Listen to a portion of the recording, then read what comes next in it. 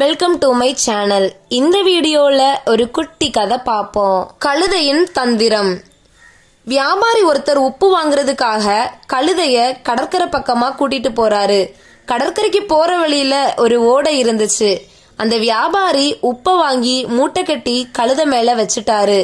அந்த ஓடைய கடக்க முயற்சி பண்ணும்போது கால் தவறி கழுதை ஓடையில விழுந்துருச்சு.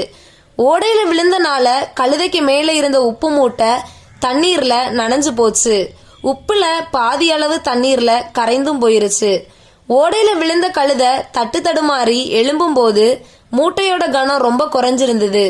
வியாபாரி திரும்ப போய் இன்னும் கொஞ்சம் உப்பை தன்னோட கோணிகள்ல வாங்கிட்டு வராரு. கழுதைக்கு மேல திரும்பவும் பாரத்தை ஏற்றி வச்சு கூட்டிட்டு வராரு. ஓடைக்கு பக்கத்துல வந்த உடனேயே கழுதை வேணும்ட்டே திரும்பவும் கீழே கொட்டிருச்சு.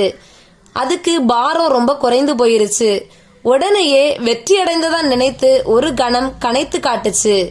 வியாபாரிக்கு கழுதையோட தந்திரம் புரிஞ்சு போச்சு. 3வது முறையா கடற்கரைக்கு அதை ஓட்டிட்டு போறாரு. அங்க போய் உப்புக்கு பதிலா கொஞ்சம் கடற்பஞ்சு மூட்டைய வாங்கி அதோட மேல பாரத்தை ஏத்தி வச்சுட்டாரு.